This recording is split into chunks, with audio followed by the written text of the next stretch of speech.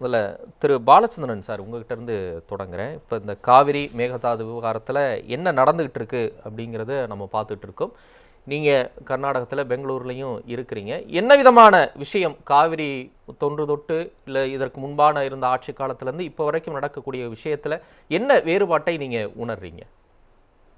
எனவே தமிழ்நாடு இதுவரைக்கும் கர்நாடக அளவிற்கு தமிழ்நாட்டுடைய அரசியல் கட்சிகள் ஒற்றுமை காண்பித்ததில்லை இத்தனை வருஷங்களாக.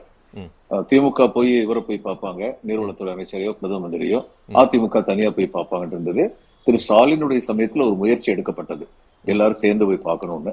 அதுக்கப்புறமும் அது மனப்பூர்வமான ஒரு ஒருங்கிணைப்பாக இருந்ததில்லை அப்படிங்கறதா உண்மை. இப்பயும் அதே தான் நடக்குது. தாவேகா இன்னைக்கு தாவேகால இருந்து உங்களுடைய இதுல யாராவது வருவாங்கன்னு எதிர்பார்த்தேன். அவங்க வராது ரொம்ப ஏமாற்றமா இருக்கு.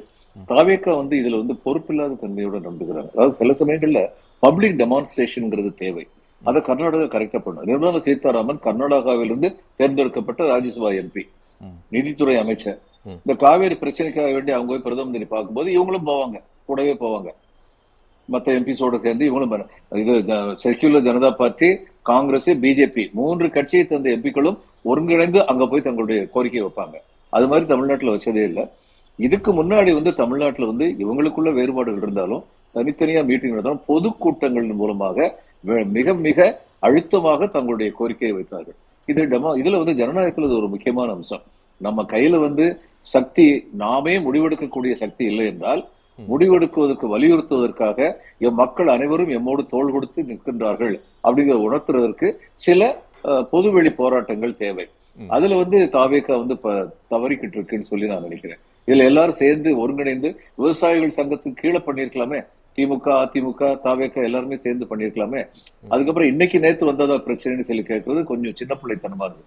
என்னையில இருந்து பிரச்சனை வந்துச்சுனாலும் ஏன் ஸ்டாலின் காலத்திலயும் அந்த பிரச்சனை இன்னைக்கு வந்தான்னு கேட்டுக்கலாம். 1924 போட்ட இது ஒப்பந்தம் 50 வருஷத்துக்கு தான் செல்லுபடி ஆகும். 50 வருஷம் கழிச்சு அந்த ஒப்பந்தத்தை பத்தி அவங்க கவலைப்படல. அதுல இருந்து நமக்கு பிரச்சனை ஆரம்பிச்சது. 74 இருந்து பிரச்சனை ஆரம்பிச்சது. இப்ப வரலாற்று ரீதியா பார்த்தா சரி, ஒருத்தர் குறை சொல்லிட்டே இருக்கலாம். கலைஞர் கேஸ வாபஸ் வாங்கிட்டாருங்கிறது இவங்க திரும்ப திரும்ப சொல்ற ஒரு இது. ஆனா கலைஞர் எதனால வாபஸ் வாங்கினா, பிரதம மந்திரி சொன்னாரு நீங்க வாபஸ் வாங்கிருங்க. இந்திரா காந்தி சொன்னாங்க. அப்போ ஒரு நாட்டுடைய பிரதம மந்திரி சொல்றாங்க நாங்க நீதி செய்வோம், நீங்க வாபஸ் வாங்கி சொல்லும் போது அதை மறுக்கிறது நாகரிகம் இல்லை, அவங்க மேல நம்பிக்கை வைக்கணும்னு சொல்லி கலைஞர் நினைச்சார். அதுக்கப்புறம் அந்த நம்பிக்கை பொய்த்து போய்விட்டதுங்கிறது வேற கதை. ஆனா அது ஒரு அரசியல் நாகரிகம் செய்து. அதனால காவிரியுடைய பிரச்சனையை நம்ம விட்டு கொடுத்தோம். ஜெயலலிதா காலத்துல விட்டு கொடுத்தாங்களா? தொடர்ந்து இதுல வழக்காடு இல்லையா? இப்ப இவங்க இப்ப இதை போய் பார்த்து எதுலயுமே வெளிப்படைத்தன்மை இருக்கணும். சரி, ஒரு போதாமை இல்லை, ஒரு வெளிப்படைத்தன்மை இல்லைங்கிறீங்க. இப்ப இவர் ஏறக்குறைய அது உறுதின்ற மாதிரி தான் சொல்றாங்க. இவர் பெங்களூருக்கே ஆகஸ்ட் 3ஆம் தேதி அவரை சந்திக்க போறதா கொஞ்ச நேரத்துக்கு முன்னாடி கூட திரு டி.கே. சிவகுமார் சொன்னாரு. விஜய் இங்க வர்றது உறுதி அப்படின்னு சொல்லி இருக்கிறாரு. தமிழ்நாடு அரசு தரப்புல இருந்து சொல்லல. இப்ப எம்ஜிஆர் கை கொண்ட மாதிரி நேரடியா போய் சுமூகமா இந்த பிரச்சனையை தீர்க்க முயற்சிக்கிறாங்க, போராட்டத்தின் வடிவத்தில் இல்லாம அப்படின்றாங்கல்ல. இந்த நகர்வு, இந்த முயற்சியை நம்ம பாசிட்டிவா பார்க்கணுமா, எப்படி பார்க்கணும்? அதுக்கு என்ன கிரவுண்ட்ஸ் ப்ரிப்பேர் பண்ணிருக்காங்க அது நமக்கு தெரியல. இப்ப என்ன போய் கேட்க போறாங்க? அங்க போய் மேகதாது கைவிட்டுருன்னு சொல்ல போறாங்களா? அவங்க உடனடியே கைவிட்டுருவாங்களா? they have taken a definitive stand. அப்ப நமக்கு இது ஒண்ணுமே தெரியலையே. நம்முடைய முதலமைச்சர் அங்க போய் என்ன பேச போறாருன்னு.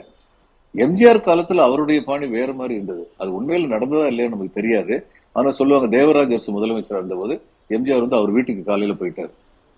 தண்ணி கொடுக்க மாட்டேங்க அவர் சொன்னதுக்கு அப்புறம் பிரேக்ஃபாஸ்ட் அந்த அம்மா கொடுத்தாங்க. அவர் ராமச்சந்திரா அப்படின்னு தான் கூப்பிடுவார். அவங்க 2 நல்ல நண்பர்கள், எம்ஜிஆரும் இவரும் தேவராஜ் அரசும். உடனே பிரேக்ஃபாஸ்ட் சாப்பிடலாமே இவரு சாப்பாடு கொடுத்தாங்க. சாப்பிட்டுக்கிட்டு இருக்கும்போது இவருக்கு விக்கல் வந்தது. அந்த அம்மா அவசரப்பட்டு போய் தண்ணி கொடுத்து இவரு வேண்டாம். உடனே விக்கிக்கிட்டு இருக்கப்பா தண்ணி குடிக்க வேண்டியது, ஏன் ஜனங்களுக்கு தண்ணி கொடுக்க மாட்டேங்கிற, எனக்கு மட்டும் தண்ணியான்னு கேட்டாரு. எப்பா கொடுத்துட்றேன்ப்பா தண்ணி குடின்னு சொன்னாரு அப்படின்னு சொல்லுவாங்க. இன்னொன்று, ராமகிருஷ்ண ஹெக்டே முதலமைச்சர் இருந்த போது அந்த நீர்வளத்துறை அமைச்சர் இதுல இருந்தார், ஹாஸ்பிட்டலிஸ்டா இருந்தாரு. அந்நேரம் யாருக்குமே தெரியாம எம்ஜிஆர் போய் பேசி அந்நேரம் என்ன நடக்கும்னா 5 TMC குறுவைக்கு தேவை நம்ம தண்ணி. அவங்க இது மாதிரி வெளிப்படையா சொல்லிட்டு இருப்பாங்க, தண்ணி கொடுக்க மாட்டேன்னு சொல்லிட்டு இருப்பாங்க. ஆனா இவர் போய் அந்த 5 TMC மட்டும் சத்தமே இல்லாம, 2 அரசும் சத்தமே போட மாட்டாங்க, அந்த 5 TMC வந்துடும். இது மாதிரி சில வருடங்கள் குறுவை பயிர் பாதுகாக்க. சரி, அப்படி நீங்க சொல்ற வகையில எம்ஜிஆரால் சாதிக்க முடிந்ததை விஜயால சாதிக்க முடியாதுன்னு நம்ம முன்முடிவுக்கு வந்துடுறோமா? எம்ஜிஆருக்கு அரசியல் அனுபவம் இருந்தது. இவர் இது வரைக்கும் அப்படி பண்ணாருன்னா சந்தோஷம் தாங்க. அதை எதுக்கெடுத்தாலும் விஜய் குறை சொல்லிட்டே இருக்கக்கூடாது. அப்படி பண்ணினாலும் நிச்சயமா சந்தோஷம் தான். ஆனா பண்ணக்கூடிய அரசியல் முதிர்ச்சி இவற்றை இதுவரைக்கும் இவர் காண்பிக்கலைங்கிறது தான் நம்முடைய பயம். அது தவிர வரிசையா பாருங்க, தமிழ்தாய் வாழ்த்து வந்து கவர்னர் வந்து அதை 3ஆவதா போட்டாரு. உடனே ஒரு பிரதம மந்திரி தமிழ்தாய் வாழ்த்தை பத்தி தயவுசெய்து நீங்க எங்களுக்கு ரிசல்யூஷன் கொடுங்கன்னு எது கேட்கணும்? அது நம்முடைய உரிமை. அதை கொண்டு விட்டு கொடுத்து இப்ப அவங்க என்ன பண்ணிட்டாங்க, அவங்க ஆர்டர் போட்டாங்க. என்ன ஆர்டர் போட்டாங்க? தமிழ்தாய் வாழ்த்து முதல்ல பாடலாம். ஆனா இதுல நமக்கு என்ன தெரியணும், தமிழ்தாய் வாழ்த்து முதல்ல இருக்கதா கடைசியில் தீர்மானிக்கிற உரிமை வந்து மத்திய அரசுக்கு போயிடுச்சு. இவர் அங்க போய் சொன்னதுனால கொடுத்துருக்க கூடாது, நம்முடைய மாநில உரிமை. கவர்னர் இன்னைக்கு வந்து சரியான வார்த்தை சொல்றதுன்னா தமிழ்ல கவர்னர் அழிச்சாட்டியம் பண்ணிட்டு இருக்காரு. நான் வர்ற ஃபங்க்ஷன்ல வந்து 3ஆவதா தமிழ்தாய் வாழ்த்து போடணும். இவர் ஃபங்க்ஷன் கிடையாது, அது அரசு நிகழ்வு. அதுல இவர் இருக்காரு. இவர் இல்லைன்னா இன்னொரு சோ ராமச்சந்திரன் இல்லைன்னா பே ராமச்சந்திரன் போவாரு. அந்நேரம் இவர் என்ன பண்ணுவாரு? அதனால வந்து இதுல எல்லாம் தமிழ்நாடு அரசு இவர் விட்டு கொடுத்தே போறதை பார்க்கும் பொழுதுதான் நமக்கு பயமா இருக்கு. இது வரைக்கும் அந்த அரசியல் முதிர்ச்சி காண்பிக்கப்படவில்லை. இதுல வந்து உறுதி காண்பிக்கணும். பேச்சுல மட்டும் இருந்தா பத்தாது, எல்லாம் பேசலாம், செயல்ல காண்பிக்கணும். செயல்ல பார்க்கும்போது இது வரைக்கும் நமக்கு வந்து அச்சம் மேலிடுது. மாநிலத்துடைய உரிமைகளும் மாநிலத்துடைய விழுமியங்களும் கைவிடப்படுகின்றனவா அப்படிங்கிற அச்சம் வருது. காவேரி வந்து இதுல வந்து இந்த இரண்டும் கர்நாடகமும் தமிழ்நாடும் தனி தேசங்களாக இருந்திருந்தால் இன்டர்நேஷனல் ரிவர் ட்ரிபியூனல்ல வந்து என்னைக்கோ தமிழ்நாட்டுக்கு நீதி கிடைச்சிருக்கும். ஏன்னா கடைநிலை உள்ளவங்க, கடைமடையில உள்ளவங்க இருக்காங்களே, அவங்க முதல்ல விவசாயம் பண்ணியிருந்தாங்கன்னா அவங்களுக்கு தான் நீர் மேல முதல் உரிமை உண்டு. இது இன்டர்நேஷனல் சட்டம். ஆனா நமக்கு அந்த மாதிரி வசதி இல்லை. விரும்பினபடி எல்லாம் வந்து நம்ம மேல வந்து திணிக்கப்படுகின்றன தீர்ப்புகளும் உத்தரவுகளும். இந்த நிலைமையில் நம்ம இருக்கும் பொழுது ரொம்ப உறுதியான நிலைப்பாடு நம்ம வந்து எடுக்கணும். காவேரியை பத்தி எப்படிங்க, காவேரி பொன்னி காவேரி எத்தனை பேர் தமிழ்நாட்டில் வந்து எத்தனை ஆயிரம் ஆண்டுகளாக நம்முடைய குழந்தைகளுக்கு பேர் வச்சிருக்காங்க. சிலப்பதிகாரத்தில் வந்து பாடியிருக்காரு, திங்கள் மாலை வெண்குடையான் சென்னி செங்கோல் அது ஓச்சி கங்கை தன்னை புணர்ந்தாலும் புனராய் வாழி காவேரி அப்படின்னு பாடியிருக்காரு. நடந்தாய் வாழி காவேரி அப்படின்னு நம்முடைய புலவர்கள் பாடியிருக்காங்க. நமக்கு வந்து இலக்கிய ஆதாரம், கல்வெட்டு ஆதாரம், எல்லா ஆதாரங்களும் இருக்கே காவேரியில் நம்மளுடைய நிலைநாட்டுறதுக்கு. ஆனா அந்த மாதிரியான நிலைப்பாடு வந்து இவர் எடுக்கிறாரா அப்படிங்கிறத பார்க்கணும். எடுத்துட்டாரு, ஜெயிச்சுட்டாரு போனதுனால அப்படிங்கிற சந்தோஷம் தான். சரி, தொடர்ந்து பேசலாம்.